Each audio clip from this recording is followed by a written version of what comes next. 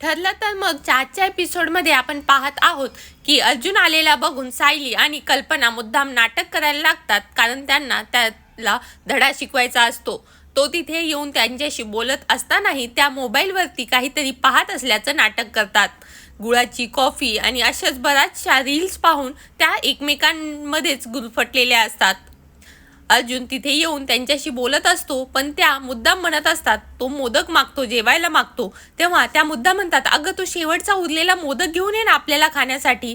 अर्जुनला समजत नाही शेवटचा मोदक. तो जाऊन तो घेण्यासाठी जातो, पण सायली जी आहे ती असलेले 2 मोदक घेऊन कल्पनाकडे जाते आणि दोघीही अर्जुनला इग्नोर करून खायला लागतात. मोदक किती सुंदर बनलेला आहे आणि किती टेस्टी आहे असं कौतुक करत त्या अर्जुनला इग्नोर करतात. हे पाहून अर्जुनला समजत नाही, कारण त्याला मोदक हवा असतो आणि तो शेवटचा आहे, म्हणजे त्याला पुन्हा भेटणार नसतो.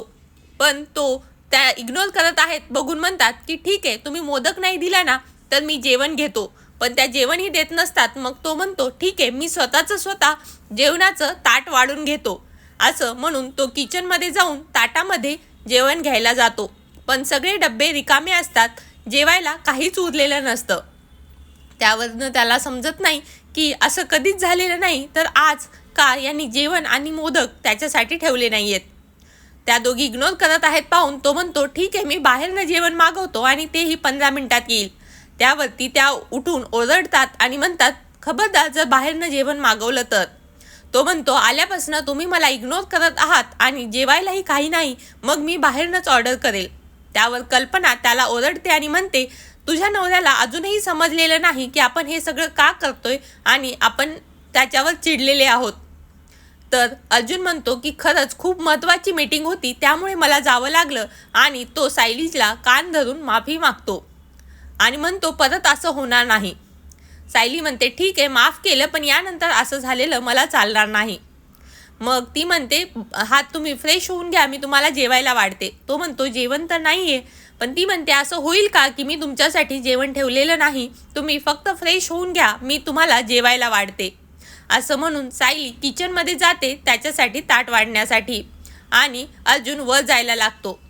त्या दोघींचं प्रेमळ नातं बघून त्यालाही खूप जास्त आनंद होतो, कारण आत्तापर्यंत त्या खूप वेगळं वागत होत्या आणि आज त्यांच्या दोघींमध्येही बदल झालेला असतो आणि त्या प्रेमाने वागत असतात. इकडे अर्जुन सायलीच्या गाठोड्याबद्दल विचार करत असतो. जेव्हा तो आश्रमात गेलेला असतो तेव्हा त्यांना समजलेलं असतं की सायलीचं गाठोडं गायब आहे आणि त्याचबरोबर प्रियाचंही गाठोडं गायब आहे. एकाच वेळी दोन्ही गाठोडे गायब होणं यामागे काहीतरी गुपित आहे का याचा विचार त्याला येत असतो. तेवढ्यात त्याची आई तिथे येते आणि म्हणते मला तुझ्याशी बोलायचं आहे. आणि ती म्हणते की मी काही दिवस सायलीसोबत खूपच विचित्र वागले, पण तुझ्यामुळे मला आता सायलीसोबत नीट वागता येत आहे, त्यामुळे आभार मानते. त्यानंतर म्हणते की हे सगळं जे झालं त्याचं मला कॉम्पन्सेट करायचं आहे. आजपर्यंत तुलाही माहिती आहे सायली प्रत्येकांच्या आवडीनिवडी जपते, प्रत्येकाला काय हवं नको सगळं करते, पण स्वतःकडे लक्षच देत नाही. त्यामुळे मला सगळं भरून काढायचं आहे आणि तिला खूप प्रेम द्यायचं आहे. त्यामुळे तू एक काम कर, मला तिच्या सगळ्या आवडीनिवडी लिस्ट डाऊन करून दे आणि लिस्ट बघून मी ठरवेन की त्यातलं काय करायचं आहे आणि काय नाही. त्यावरती अर्जुनही म्हणतो की ठीक आहे, मी ती वाली लिस्ट बनवून तुला देतो, त्यानंतर तू काय करायचं ते बघ. आई ही खुश होते आणि तिथून निघून जाते. अर्जुन ठरवतो लिस्ट बनवून द्यायचं. त्यानंतर ती साईडला खुर्ची करते आणि तिथून जायला लागते. अर्जुन खुश होतो की आई सायलीसाठी किती जास्त करत आहे आणि ती आता पूर्वीसारखी झाली आहे. इकडे तो बसून लिस्ट बनवत असतो आणि तेव्हा त्याच्या लक्षात येतं की त्याला खरं तर सायलीच्या आवडीनिवडी माहितीच नाही आहे. तिला कुठला कलर आवडतो, तिला फिरायला कुठे जायला आवडतं यातलं काहीच माहिती नसतं. त्यानंतर तो तिची जी लिहिलेली डायरी आहे ती घेतो आणि विचार करतो यामध्ये काहीतरी असेल. डायरी वाचताना त्याला सगळ्या गोष्टी जुन्या आठवतात, कसं सायली 4 फूट पाण्यामध्ये बुडत होती आणि तो तिला वाचवतो. त्यानंतर तो कसं त्यांचं जो कोर्ट मॅरेज होतं खोटंवालं, तेव्हा कसं तो तिला घेऊन येतो. पार्टीमध्ये त्या दोघांनी कसा डान्स केला होता आणि अशा बऱ्याचशा गोष्टी त्यांना फोटोशूट करावं लागलं होतं एकमेकांसोबत, आणि तिच्यासाठी तो कसा लढला होता या सगळ्याच गोष्टी त्याला हळूहळू एकापाठोपाठ एक आठवायला लागतात. तसंच त्याने मधुकर बाबांसोबत समोर कसं सायलीसाठी हात मागितला होता आणि त्यांना जेलमधनं सोडवलं होतं, हे सगळे पन्ने त्याच्या डोळ्यासमोरून निघून जातात. त्यानंतर तो म्हणतो, हे सगळं तर ठीक आहे, परंतु मला अजूनही सायलीला काय आवडतं हे समजलेलंच नाही आहे.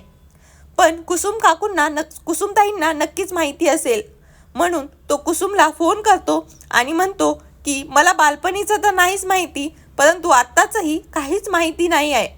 आईला तिच्या आवडीनिवडीची गोष्टी पाहिजे आहेत, पण मला त्या गोष्टीच माहिती नाहीत, तर मला मदत करा. कुसुमताई म्हणतात की नवऱ्यानी आपापलं काम स्वतःच करावं आणि या गोष्टी माहिती कराव्यात. तुमची ही नवीन केस समजा आणि कामाला लागा. कुसुमताईंनी फोन ठेवल्यामुळे अर्जुनला समजत नाही की आता त्याला ही सगळी मदत कोण करणार, आणि हा विचार तो करतच असतो. तेवढ्यातच सायली डोर ओपन करून तिथे येते, कारण अर्जुनला असं विचारत बघून तिला काही कळत नाही. पण ती त्याला विचारते की तुम्ही काय करत आहात, आणि तो सांगतो की मला महत्त्वाचं काम आहे. पण ती विचारते की तुम्हाला हे काम आत्ताच केलं पाहिजे असं आहे का. तो नाही म्हटल्यानंतर खाली गेम चालू आहेत हे ऐकून तो दोघंही खाली जातात.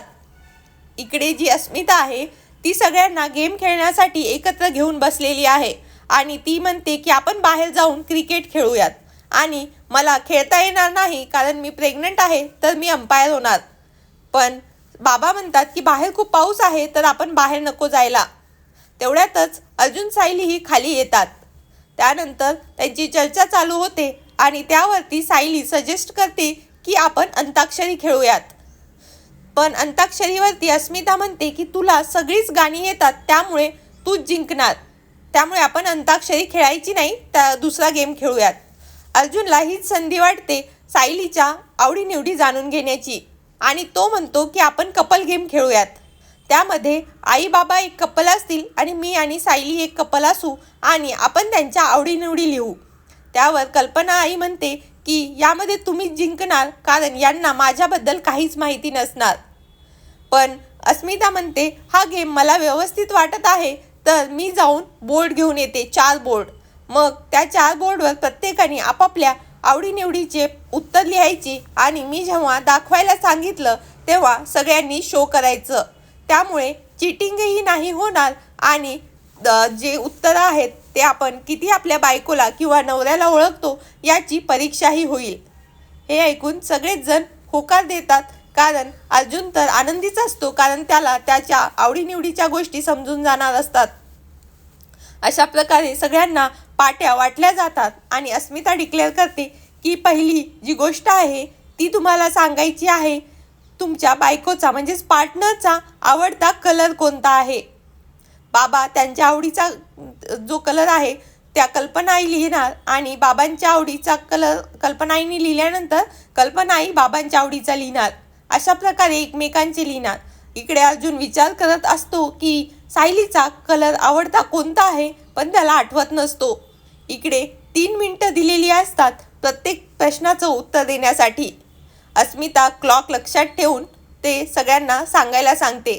इकडे बाबा कल्पनाचा जो कलर आहे तो बरोबर ओळखतात आणि म्हणतात की मी सगळ्या प्रश्नांची उत्तरं जिंकणार, कारण मला माझ्या बायकोबद्दल सगळं माहिती आहे.